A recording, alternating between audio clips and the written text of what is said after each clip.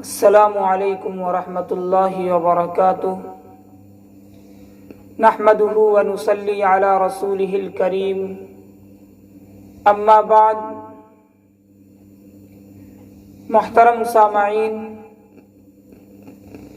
ہم میں سے ہر شخص جانتا ہے کہ شب برات شعبان المعظم کی 15ویں تاریخ کا نام ہے۔ یہ رات بڑی برکت، بڑی رحمت والی رات ہے۔ اس رات میں اللہ رب العزت اپنے بندوں پر بے شمار رحمتیں نازل فرماتے ہیں۔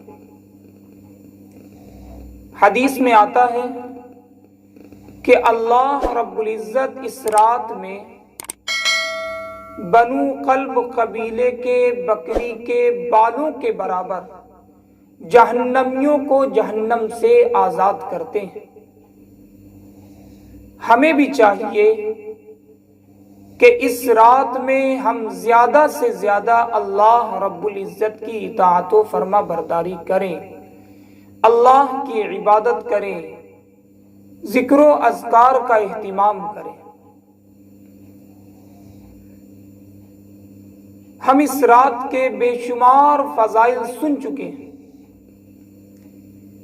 لیکن ایک بات ذہن میں ہمیشہ آتی ہے کہ آخر ہم اس رات کو کس انداز سے گزاریں۔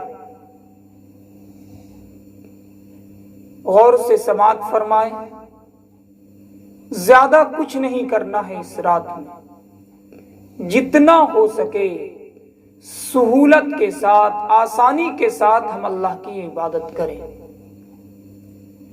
4 کام ہمیں شب برات کی رات میں کرنا ہے۔ ایک تو نفلی عبادت کا اہتمام، نمبر 1 نفلی عبادتوں کا اہتمام۔ جب ہم عشاء کی نماز سے فارغ ہو جائیں تو جتنی رکعتیں ہم نفل پڑھنا چاہیں پڑھ سکتے ہیں۔ میں تو یہ کہتا ہوں کہ نفل عبادت ادا کرنے سے بہتر ہے کہ جتنی رکعتیں ہم ادھر ادا کریں، اس سے بہتر ہے کہ ہم قضائے عمری ادا کریں۔ وہ نمازیں جن کا ادا کرنا فرض تھا، لیکن کسی کاہلی کی وجہ سے، سستی کی وجہ سے، لاپرواہی کی وجہ سے ہم ان نمازوں کو ادا نہیں کر پائیں، تو بہتر ہے کہ موقع ہے تو ہم ان نمازوں کی ادائیگی کریں۔ کس انداز سے ادا کریں؟ بالکل آسان طریقہ ہے، جس طریقے سے ہم روزانہ نمازیں ادا کرتے ہیں۔ پہلے فجر، پھر ظہر، پھر عصر، پھر مغرب، پھر عشاء، اسی طریقے سے قضائے عمری کی نیت کریں گے اور سب سے پہلے فجر کی 2 رکعت فرض نماز ادا کریں گے۔ نیت کر لیں کہ اللہ، زندگی کے کسی دن کی اگر فجر کی نماز مجھ سے چھوٹی ہے تو ہم اس فجر کی نماز کی ادائیگی کر رہے ہیں۔ جب ہم فجر کی نماز ادا کر چکے تو اب ایسا نہیں ہے کہ ہم دوسرے دن کی پھر فجر کی نماز ہی ادا کرنے لگے، نہیں۔ جیسے ایک دن میں ہم 5 وقت کی نماز ادا کرتے ہیں، پہلے فجر، ظہر، عصر، مغرب، عشاء، اسی طریقے سے ہم قضائے عمری میں بھی پہلے فجر کی نماز ادا کریں گے، یعنی 2 رکعت فرض فجر کی جو ہے وہ ادا کریں گے، اس کے بعد ظہر کی 4 رکعت ادا کریں گے، پھر عصر کی 4 رکعت، پھر مغرب کی 3 رکعت، پھر عشاء کی 4 اور 3 7 رکعت ادا کریں گے۔ جب ایک دن کی مکمل ہم نماز فرض ادا کر لیں، پھر ہم دوسرے دن کی نماز کی شروعات کریں گے۔ یہ طریقہ ہے قضائے عمری ادا کرنے کا۔ دوسرے نمبر پر قرآن کریم کی تلاوت کا اہتمام کریں۔ اگر ہم قرآن پڑھنا جانتے ہیں تو کوشش یہ کریں کہ اپنا زیادہ وقت ادھر ادھر برباد نہ کر کے دوست اور ساتھیوں سے بات کر کے ان وقتوں کو ضائع نہ کر کے قرآن کریم کی تلاوت کریں۔ اگر ہم رکعتیں ادا نہیں کر پا رہے ہیں، قرآن کریم کی تلاوت بھی نہیں کر سکتے تو سب سے آسان طریقہ ہے کہ ہم ذکر و اذکار کریں۔ بالکل آسان۔ کوئی شخص یہ نہیں کہہ سکتا کہ ہم ذکر نہیں کر پائیں گے۔ بالکل آسان۔ سبحان اللہ، الحمدللہ، اللہ اکبر ہر شخص کہہ سکتا ہے۔ کہیں بھی بیٹھ جائیے، کسی کونے میں بیٹھ جائیے، کسی بھی جگہ پر بیٹھ جائیے، تسبیح لے کر یا اپنے ہاتھوں پر گنتے رہیے، سبحان اللہ سبحان اللہ سبحان اللہ، سبحان اللہ وبحمدہ، سبحان اللہ العظیم۔ بہت سارے اذکار ہیں، جو آپ کو سہولت لگے، آسانی کے ساتھ، اطمینان کے ساتھ آپ اس ذکر میں لگ جائیے۔ چوتھے نمبر پر جو سب سے زیادہ ضروری ہے وہ ہے توبہ استغفار، اللہ کے سامنے فریاد کرنا، اللہ کے سامنے دعا کے لیے اپنے ہاتھ کو اٹھانا، کیونکہ ہم میں سے ہر ایک شخص گناہگار، کوئی یہ نہیں کہہ سکتا کہ ہم گناہوں سے پاک اور صاف ہیں۔ سب گناہگار ہیں، گناہوں کے پتلے ہیں، لیکن اللہ کی رحمت سے مایوس نہیں ہونا ہے، اللہ کے در سے مایوس نہیں ہونا ہے۔ اللہ کا در آج بھی اپنے گناہگار بندوں کے لیے کھلا ہوا ہے، لیکن افسوس ہے کہ ہم اللہ کے در پر جاتے ہی نہیں، اللہ کے سامنے اپنے گناہوں کی مغفرت طلب ہی نہیں کرتے۔ ورنہ آپ نے واقعہ سنا ہوگا، حضرت موسیٰ علیہ السلام کے دور میں ایک مرتبہ بارش نہیں ہو رہی تھی، لوگ پریشان تھے۔ موسیٰ علیہ السلام نے یہ فیصلہ کیا کہ ہم سب کھلے میدان میں چلتے ہیں، وہاں جا کر اللہ کے سامنے فریاد کریں گے، اللہ رب العزت ہو سکتا ہے ہم پر مہربانی فرمائے۔ بالآخر سارے لوگ کھلے میدان میں چلے جاتے ہیں، اللہ کے سامنے فریاد کرتے ہیں، روتے ہیں، گڑ گڑاتے ہیں کہ اے اللہ اپنی رحمت کی بارش ہم پہ برسا دے۔ لیکن اللہ کی طرف سے آواز آتی ہے کہ موسیٰ، اس مجمع کے اندر ایک ایسا گناہگار بندہ ہے جس نے کئی سال تک میری نافرمانی کی ہے، جب تک وہ بندہ اس مجمع سے نہیں نکلے گا تب تک میری رحمت کی بارش تم سب پر نہیں برسے گی۔ اب موسیٰ علیہ السلام حیران ہیں، پریشان ہیں کہ اتنا بڑا مجمع کس طریقے سے اپنی آواز ان تک پہنچائی جائے۔ موسیٰ علیہ السلام رب کے سامنے فریاد کرتے ہیں، اللہ اتنا بڑا مجمع ہے، میری آواز کیسے ان تک پہنچے گی؟ اللہ رب العزت نے کہا، موسیٰ آواز لگاؤ، آواز دینا، آواز لگانا تمہارا کام ہے اور آواز کو پہنچانا میرا کام ہے۔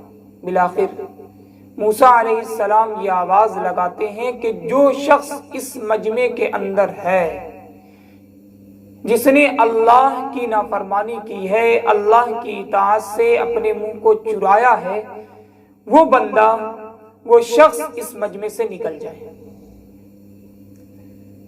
اب جس شخص نے اللہ کی نافرمانی کی تھی، وہ کبھی دائیں دیکھتا ہے، کبھی بائیں دیکھتا ہے، کبھی سامنے دیکھتا ہے کہ ہو سکتا ہے کوئی دوسرا بھی ہو جو اس مجمع کے اندر شامل ہو، وہ نکل جائے۔ لیکن کافی دیر کے بعد جب کوئی اس مجمع سے نہیں نکلتا ہے تب اس آدمی کو اس بات کا احساس ہوتا ہے کہ شاید جس گناہ گار بندے کے بارے میں کہا جا رہا ہے وہ میں ہی۔ دل میں اس نے سچے دل سے توبہ کی کہ اے اللہ، اے میرے رب، یقیناً میں مجرم ہوں، خطا کار ہوں، گناہ گار ہوں، میں نے کئی سالوں تک تیری نافرمانی کی ہے، آج میں سچے دل سے توبہ کرتا ہوں، اے اللہ آج مجھے رسوائی سے بچا لے۔ بس یہ دل کی آواز تھی، اللہ رب العزت کی رحمت جوش میں آتی ہے اور فوراً بارش ہو جاتی ہے۔ موسیٰ علیہ السلام حیران ہو جاتے ہیں، یہ کیا ماجرا ہے؟ اللہ کی طرف سے یہ بات آئی تھی کہ اس مجمع کے اندر ایک گناہ گار بندہ ہے، جب تک وہ نہیں نکلے گا، جب تک رحمت کی بارش نہیں ہوگی۔ پھر یہ بارش کیسے؟ اللہ سے فرماتے ہیں کہ اللہ، آپ نے تو یہ کہا تھا کہ جب تک اس مجمع سے وہ خطا کار، وہ گناہ گار بندہ نہیں نکلے گا جس نے کئی سال تک میری نافرمانی کی ہے، جب تک میں تم پر رحمت کی بارش نہیں برساؤں گا۔ پھر یہ رحمت کی بارش برسی کیسے؟ اللہ نے کہا موسیٰ، جس کی وجہ سے بارش نہیں برس رہی تھی اسی کی وجہ سے بارش برسی ہے۔ حضرت موسیٰ علیہ السلام بڑے حیران، یہ کیا بات؟ پھر موسیٰ علیہ السلام نے مطالبہ کیا، اچھا ٹھیک ہے، جب بارش ہو ہی گئی، سارا معاملہ ہو ہی گیا، تو ذرا یہ بتا دیجئے کہ وہ شخص کون ہے؟ اللہ رب العزت کی طرف سے آواز آتی ہے، موسیٰ، جب وہ میرا دشمن تھا، جب وہ میرا نافرمان تھا، تب میں نے اس کے عیبوں پر پردہ ڈال رکھا تھا، اب تو وہ میرا دوست ہے، اب تو وہ میرا ہو گیا، تو اب میں کیسے اس پر سے پردے کو ہٹا لوں؟ یہ اللہ کی مہربانی ہے۔ اللہ بہت بڑا مہربان ہے، اللہ رحم کرنے والا ہے، اللہ کرم کرنے والا ہے۔ اس لیے جتنا زیادہ ہو سکے اللہ کے سامنے روئے، اللہ کے سامنے فریاد کریں، اللہ کے سامنے معافی مانگے کہ اللہ ہم گناہ گار ہیں، خطا کار ہیں، سیاہ کار ہیں، ہم نے دن کے اجالے میں بے شمار گناہ کیے، ہم نے رات کے اندھیرے میں بھی گناہ کیے، اے اللہ ہم جانتے تھے تب بھی ہم نے گناہ کیے، اے اللہ نہ جانتے ہوئے بھی، انجانے میں بھی ہم نے بے شمار گناہ کیے ہیں، اے اللہ سب گناہوں کو معاف فرما۔ یقین ہے کہ اللہ رب العزت ان تمام گناہوں کو معاف فرما دے گا۔ دعاؤں میں سب کا خیال رکھے، اپنے ماں باپ کو اپنی دعاؤں میں شامل رکھے، اپنے اساتذہ، اپنے ملنے جلنے والے، اپنے بھائی بہن اور سماج میں رہنے والے ہر انسان کو اپنی دعاؤں میں یاد رکھے، اور بہت سارے فضول کاموں سے اپنے آپ کو بچائے رکھے۔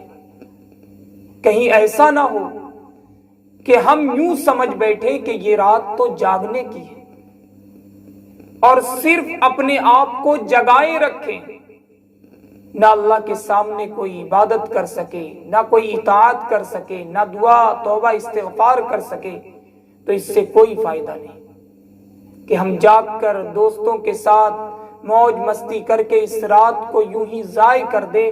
یہ بہت بدنصیبی کی بات ہے۔ اسی طریقے سے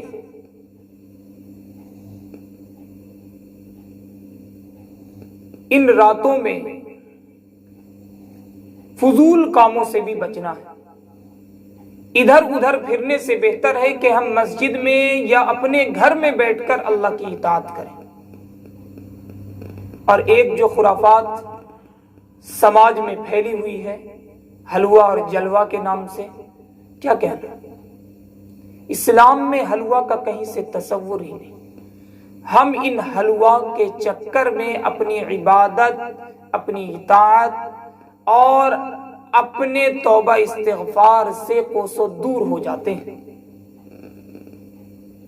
لوگ یہ کہتے ہیں کہ سال میں ایک ہی مرتبہ تو موقع ملتا ہے، اس میں بھی یہ جتنے بھی علماء ہیں فتویٰ دے دیتے ہیں کہ حلوہ نہیں کھانا ہے۔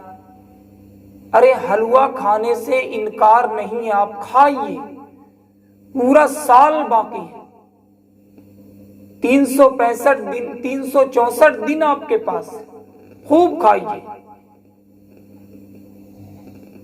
آپ کے پاس بہت وقت ہے حلوہ کھانے کا۔ لیکن یہ رات جو برکت والی ہے، جو رحمت والی ہے، یہ سال میں ایک مرتبہ آتی ہے۔